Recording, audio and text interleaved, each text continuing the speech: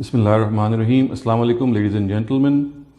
Today we shall examine the critique of Ustaz Javed Ahmad Ghamidi on the institution of ijma or consensus, which of course means that if there is an accepted understanding of a particular Quranic verse or a practice of the Prophet, then no one has the authority to go against it. One of the criticisms which is actually put forward against Ustaz Ghamidi is that he has deviated from a lot of interpretations offered and proffered by our scholars, and hence he has violated ijma and he has gone against the consensus of Muslims, and therefore he has to be they don't go at times as far as saying this, but literally what they do mean is that these beliefs amount to heresy and might even lead to excommunication. As far as consensus is concerned, of course, here we mean the consensus in understanding of a particular religious argument or a particular religious precept is concerned. However, before I put forth before you the critique of Ustaz Javed Ahmad Ghamidi, let me also point this out, that what consensus itself is, there is no consensus on the definition of that. I mean, we have no accepted definition of consensus. Thus, for example, we find a scholar of the stature of Imam Shafi'i saying that consensus means the consensus of all the Muslims, whether they are laymen or whether they are scholars, every person in all parts of the world. Imam Ghazali has actually said that only the consensus of the scholars among them has this status.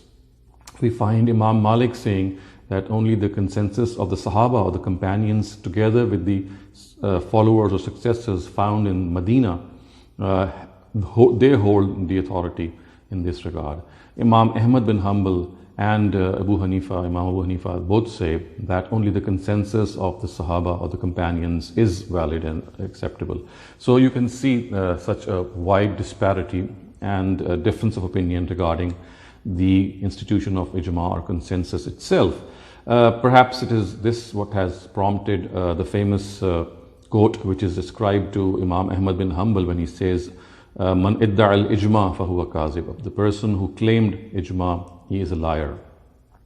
So first of all, it needs to be understood that as far as ijma is concerned, no convincing argument, I would say, has been presented from the Quran or the Hadith. And in this regard, Ustaz Ghamidi has actually elaborated in detail in one of his articles regarding ijma, which has been translated into English by myself and available in his English anthology called Selected Essays of Javed Ahmad Ghamidi.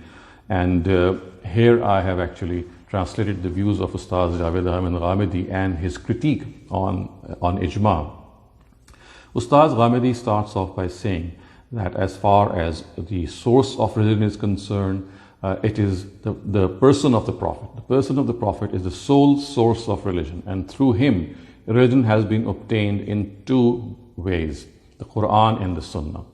The Quran has been transmitted through the oral perpetuation of the Sahaba and the Ummah, and the Sunnah has been transmitted through the practical perpetuation of the Sahaba.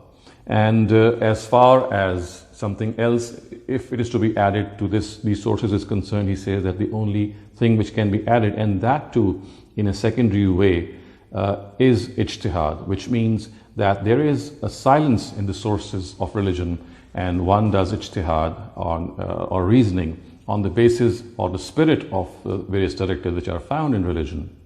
Qiyas or analogy is actually one form of ijtihad, and the Prophet himself did a lot of ijtihad, and many of the ahadith that we see are actually composed of his various ijtihads. And this is how with time things have progressed. But he says that when the fuqaha or our jurists started to compile a religion, their own fiqh, they added another source for the Islamic Sharia, and that was consensus or ijma. And Ustaz has pointed this out, that it is as like a religious innovation. It has absolutely no basis. And of course, he has presented some of the bases which people present, and I'll just presently also refer to that. but he says that this is such a new thing in religion that it has to be termed as a religious innovation or bid'ah, and hence has absolutely no basis. He has even quoted a famous scholar of current times of the subcontinent, Wahiduddin Khan, Ustaz Wahiduddin Khan, and said that how he also says that this is an entirely baseless concept and it has absolutely no foundation in religion.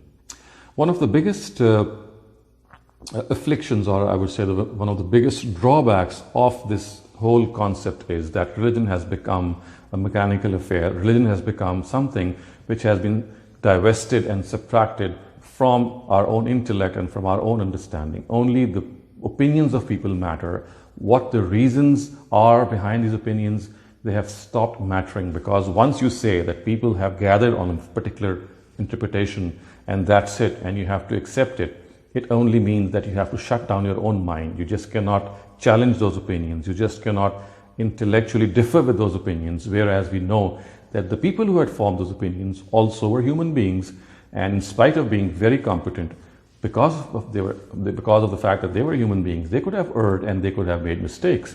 And of course, this is something how the Almighty has also made us aware of his understanding. He has not revealed the interpretation of his Sharia or the interpretation of the scriptures that he has revealed. He has just revealed the scriptures themselves. As far as their understanding is concerned, that has been left to people, to scholars, so that they can understand. And once this understanding takes place, of course, people can differ with it and people can improve it, people can accept it. It's all a human endeavor. But the fact is that the institution of ijma, as soon as it is implemented and as soon as it is actually given patronage, it stops this intellectual progress. It causes this tremendous intellectual stagnation, and that too without any basis. Had it any basis in the Sharia or in the Quran, of course, we would have still have something to say.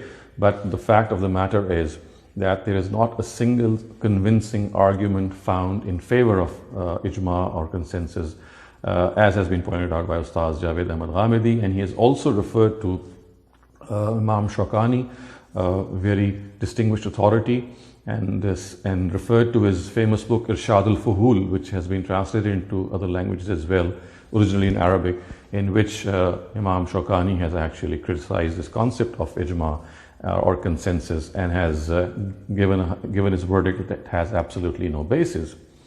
Ustaz Ghamidi now has also analyzed two of the fundamental arguments which are given in favor of consensus or ijma. The first argument is actually a Quranic verse, which is verse 115 of Surah Nisa. And I'll read out that verse before you and then summarize Ustaz's critique on the understanding which is generally interpreted or made from this verse. So the words are, وَمَنْ يُشَاقِقِ الرَّسُولَ مِنْ بَعْدِ مَا تَبَيَّنَ لَهُ الْهُدَى وَيَتَّبِعْ غَيْرَ سَبِيلِ الْمُؤْمِنِينَ نُوَلِّيهِ مَا تَوَلَّى وَنُصْلِيهِ جَهَنَّمَ وَسَاءَتْ مَصِيرًا. And those who oppose the Prophet, even after the path of guidance is fully evident to them, and leave the path of those who sincerely professed faith in you, follow some other path, we will put them on the path on which they themselves went and cast them into hell. It is a very evil abode. So this is the verse which is generally presented in favor of ijma. And here the words Sabilul Mu'mineen, the way of the believers, this expression is generally presented in favor of the fact that the way of the Muslims actually refers to the fact that if they are united in the understanding of a particular religious issue, then if we deviate from that understanding, then whatever this verse says is about such people, and the Almighty actually has given them the warning of hellfire, that if they deviate from the path of the believers, then the Almighty is going to make them tread that path as a punishment and make them end up in hell. Now, Ustaz Ghamidi has analyzed this verse by actually relating it to the context of the surah, and has said that just earlier on, prior to this verse, the discussion is about the hypocrites and the weak Muslims, and they actually had the ones who once guidance had become evident. Min ba'di ma tabayyana lahul huda. Once Huda or guidance had become evident. In spite of the fact that guidance had become evident, they had formed their own faction and started to oppose the Prophet himself, and they did not want to and to be obedient to the guidance that he had brought. So it is towards this attitude that the verse is pointing, and actually addressing some of the Muslims who were trying to defend this attitude of hypocrites and weak Muslims among them. And they are being told that if these are the people who think that they are doing the right thing, then you must know that they are not doing the right thing. They are opposing the Prophet. They are trying to form their own faction. And once guidance has become evident, of course, there could have been some chance if guidance was still debatable or it was still under discussion. But once it has become evident to them, and they're still, in spite of becoming that clear to them, they have formed a separate faction and trying to oppose the Prophet, then this is ghayra sabil mu'minin. This is not the path of the Muslims or the believers. And mu'minin, of course, here refers to the Sahaba, the companions, who were the foremost to profess belief in the Prophet and adopt an attitude of obedience towards him. So this verse in no way refers to the fact that Sabilul Mu'mineen or the way of the Mu'mineen actually means their understanding of a particular verse. This is an erroneous understanding, an erroneous interpretation which Ustaz Ghamidi has tried to proffer while criticizing this interpretation. Next, he has actually put forth a narrative which is also presented by the proponents of the doctrine of Ijma. And this hadith, let me also tell you, as he has also pointed out, is not even an authentic hadith. It is not a sound narrative. In spite of not being sound, still our jurists make it a source of their reasoning in favor of ijma or consensus. It is reportedly a narrative which has defects, which is not sound, and therefore we do not find it being cited by Imam Bukhari or Imam Muslim or Imam Malik. It is found in some of these collections, but with this specification by our scholars that it is not an authentic narrative, and in spite of that we find it to be a source of the doctrine of ijma. So the narrative is Inna Allah la yajma'u ummati ala dhalala, which means indeed God will never unite my ummah on some error. And because the word error is used here, because the word zalala is used here, it is taken to mean that if the ummah unites on something, then it will never be wrong. And hence, if they unite on something, you have to obey it. Without realizing the fact, as Ustaz Ghamidi has pointed out, that the word used here is not mistake. It's not khata, it's zalala, which actually means it's like a glad tiding from the Prophet that there will never occur a time in the ummah's history that every person of the ummah is united on some erroneous belief. This will not happen. So this is what this narrative is actually telling us, if at all its ascription to the Prophet is taken to be correct. And it does not tell us in any way that the ummah cannot gather on a mistake, because the word mistake is not used here. Had the word mistake been used, of course this could have been debated then one could have said, okay, there is a case of the fact that the ummah cannot gather on a mistake, and hence if they have gathered on something, it has to be something correct. That could have been a case, but as I said, it has two flaws. One of them is that the narrative itself is not sound, and the other thing is that the word of the narrative, one particular word out of which this whole doctrine of ijma is extracted, does not go in favor of this interpretation. The word zalala, the word error is used, the word mistake is used, and which of course is like a glad tiding given by the Prophet to his ummah, that there will never come a time in the ummah's history then when every single person will be united on an erroneous belief. Like for example, all of them will be united in negating the hereafter, or negating prophethood, or negating things which are so basic to the understanding of Islam. This is what this narrative can mean, if at all it has to be given any recognition or regard. Other than that, it is of course something which even has to stand rejected, because it's not even a sound narrative. So these were the two arguments which Ustaz Ghamidi has actually criticized and critically evaluated, that they do not hold water, they don't stand any ground, And it is on the basis of these arguments that one can clearly see that they have little bearing on this whole concept.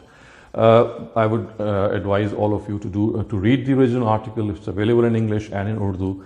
And of course, if you have any questions, you can always post your questions. But for the moment, we have to realize that consensus in itself is a baseless thing. It has no foundation in religious sources. It's something which has been extraneously imposed on us, and it is taken as a very strong argument against Ustaz Ghamidi's views when people say that he has offered some views which are against ijma or consensus.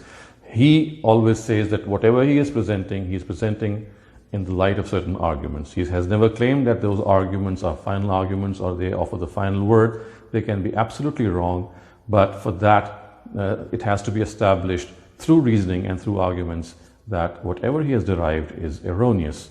So we do think that as an exchange between religious people, this understanding will slowly and surely prevail, that we have to discuss religion on the basis of reasoning and not on the basis of the fact that certain authorities believed in a certain understanding, and hence it cannot be differed from. أقول قولي هذا واستغفر الله لي ولكم ولسائر المسلمين والمسلمات.